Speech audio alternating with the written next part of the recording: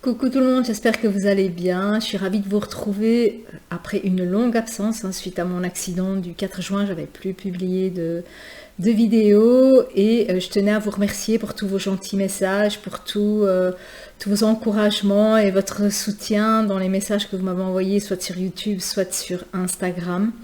Et ça m'a vraiment fait plaisir, ça m'a vraiment fait chaud au cœur.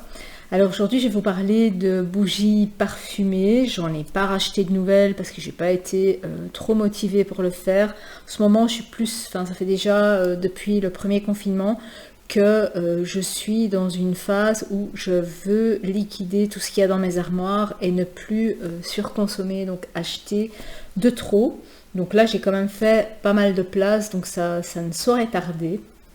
Alors on va commencer par une de Village Candle qui est la Pure Linen qu'on trouve encore à la vente aujourd'hui. Donc c'est une qu'on classe dans les odeurs de propre en fait. Ça sent la maison propre, pas le linge propre, la maison propre. Et ça sent la fleur de coton, ça me fait penser aussi à certains savons de Marseille pour laver le sol. Quand on vient de nettoyer, qu'on a fait un grand courant d'air, eh bien c'est vraiment ce que ça sent la maison propre. Et j'ai pris plaisir aussi à la faire aller. C'est une bougie qui brûle parfaitement, Village Candle, j'ai jamais eu de problème de combustion. Elle brûle correctement, elle se diffuse parfaitement. Ici, c'est une pièce de 35 mètres carrés, c'est nickel. Ni trop fort, ni trop peu fort. On la sent, on sent qu'elle est là, mais c'est une odeur qui est plutôt passe-partout parce que c'est vraiment comme si on venait de nettoyer. Et si en plus vous ouvrez les fenêtres et qu'il fait un peu frais, il y a une odeur de frais, de fleurs de coton fraîches qui vient et c'est très agréable. Alors ils disent aussi qu'il y a des fleurs blanches dedans. Moi je ne les sens pas, j'ai vraiment cette sensation de fleurs de coton et de savon de Marseille. Alors Village Candle, c'est 2 mèches. Elle s'est consumée au moins pendant 150 heures facilement et elle s'est très bien consumée. Alors la suivante, c'est une Ghost Creek. Ghost Creek, j'avais beaucoup de Ghost Creek que j'ai terminé aussi, qui était la Brown Butter Pistachio.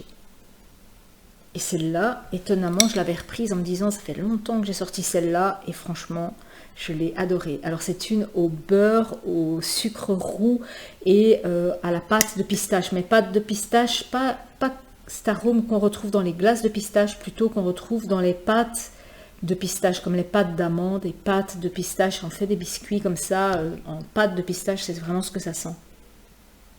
Ah, d'ailleurs, j'en ai, je vais vous montrer. Ce sont ces biscuits-là. Sont des biscuits italiens à base de pâte de pistache, si j'arrive à l'ouvrir.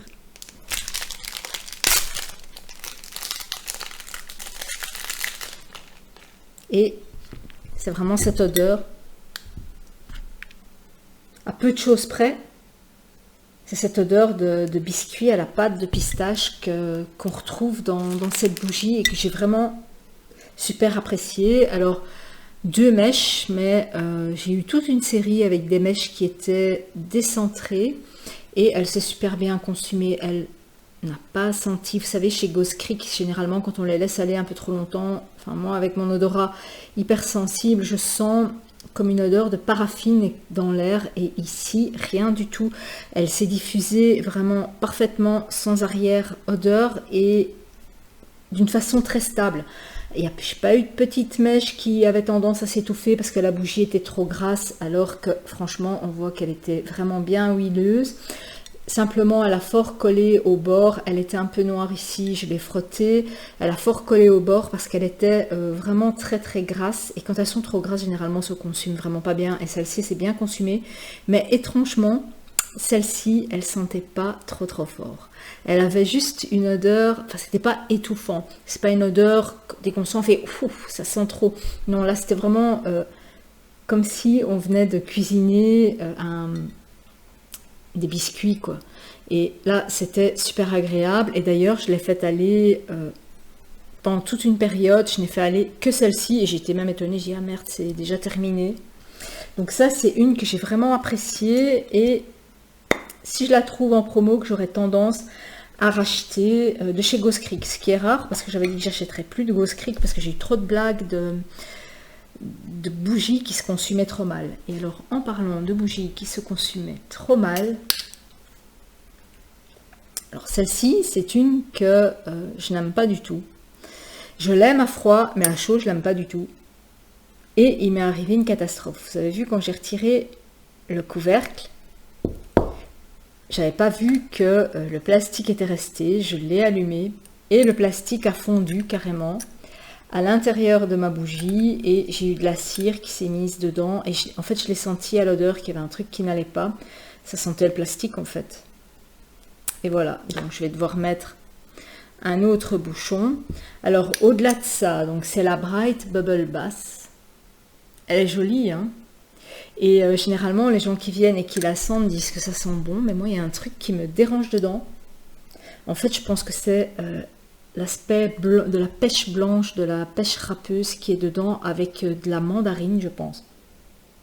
Ça sent vraiment mandarine, mangue, ça sent la papaye, mais il y a un côté râpeux de pêche blanche que je n'aime pas.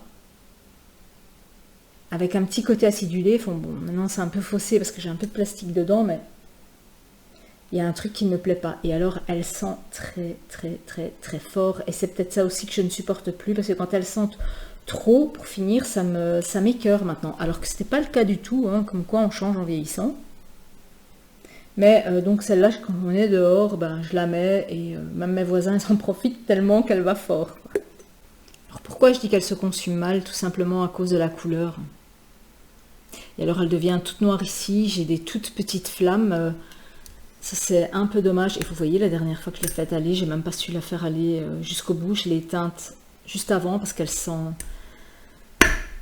Enfin, elle sent le plastique maintenant, donc je vais devoir la faire aller dehors et attendre que cette odeur de plastique ne passe. Mais elle sent quand même... Il y a quand même, après 1 heure, une odeur de paraffine qui vient. Et cette odeur de pêche blanche qui se mélange à la paraffine, c'est vraiment pas agréable. Alors la suivante, c'est aussi une bleue. Et vous voyez, celle-ci, elle se consume bien. Elle garde, enfin, elle a décoloré, mais pas devenue blanc sale, quoi. Donc c'est la Iceland Bliss et celle-là je l'aime beaucoup, pourtant elle contient de la mandarine et vous voyez j'ai toute une série avec des bouchons qui perdent leur plastique. Et alors ces plastiques-ci sont beaucoup plus durs que les autres. Bon, quand on le sait on fait attention, mais voilà quoi. Donc celle-ci elle se consume super bien. Et elle sent, c'est une odeur que j'aime, mandarine, il y a un peu de noix de coco dedans. Et en fait, on sent qu'il y a du bois de santal et de l'ambre dedans. Et c'est sans doute ça qui fait que ça passe bien. Et celle-là, elle est super agréable. Malheureusement, elle va aussi très très fort. Donc, une fois qu'elle... Enfin, ici, vous voyez que je l'ai laissé aller beaucoup plus bas. Beaucoup plus longtemps, tout simplement, j'ai laissé la fenêtre ouverte et là, c'est tout à fait supportable, c'est super agréable, mais les voisins la sentent aussi. Et je trouve aussi qu'il y a un petit côté air marin, salin dans cette bougie et c'est ce qui en fait l'originalité, donc la mandarine, l'orange, le bois de santal, l'ambre et un petit côté salin, un petit côté... à mon avis, il y a de la noix de coco dedans pour donner ce petit côté paradisiaque et un petit côté brise de mer aussi quand elle chauffe. Et ça c'est, elle est originale quoi.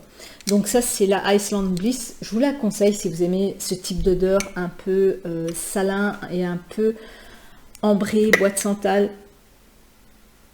C'est vraiment un bon mélange que j'ai vraiment apprécié aussi. Alors cet été, on n'est pas parti en vacances, mais on est quand même parti quelques jours en Alsace. J'ai ramené un photophore et dans mon photophore, j'étais super contente parce que ma bougie, ce sont des bougies que je rachète régulièrement quand je fais les courses. Bougie à l'orange d'Airwick que j'aime beaucoup. Elle va super bien dans mon petit photophore et ça, je suis super contente d'avoir ça. J'adore. Alors, ensuite, de quoi je ne vous ai pas encore parlé? De ma Ghost Creek Tuscan Vineyard. Alors aujourd'hui, on est vraiment dans l'ère de Ghost Creek. J'ai vraiment ressorti mes vieilles bougies Ghost Creek là cet été. Et elles sentent fort, elles sentent bon. Alors celle-là, on la trouve encore aussi. Hein. C'est une bougie vin toscan. Moi, je trouve plus qu'elle sent les bonbons au raisin noir. Enfin, les bonbons... Elles sont le bonbon pour moi. Les bonbons au raisin noir. Et je pense que si vous aimez la Village Candle Black Cherry, vous devriez aimer celle-ci. Parce que, imaginez la cerise... le fruit cerise et la cerise noire de Village Candle, et maintenant imaginez un raisin noir bien mûr adapté en bonbon, c'est vraiment ce que ça sent. Et lui, mon homme, quand il est rentré, il m'a dit ça sent comme sur les marchés, quand on va en Provence, ces marchés où il y a beaucoup de savons de Marseille, où toutes les odeurs, les bonnes odeurs se mélangent. Lui, il a vraiment eu cette sensation de vacances, de marché de vacances, de toutes ces bonnes odeurs de fruits secs, enfin pas de fruits secs, de fruits confits plutôt, de fruits confits il n'a pas ressenti non plus le côté vin, que je ne ressens pas non plus. Hein. Alors elle se consume super lentement, elle va déjà depuis un certain temps, parce que c'est sa préférée du moment, elle veut toujours que je mette celle-ci.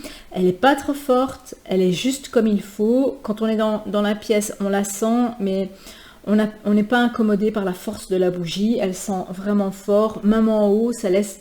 En haut, c'est comme s'il y avait un petit parfum de savon, quoi. Donc c'est super agréable. Et en bas, moi j'ai l'impression qu'il y a un parfum de bonbons, donc c'est super agréable. Et j'ai pas retrouvé cet arôme de vin, parce que moi le vin, je n'aime pas. Je sais que je vais me faire flinguer, mais je n'aime pas le vin.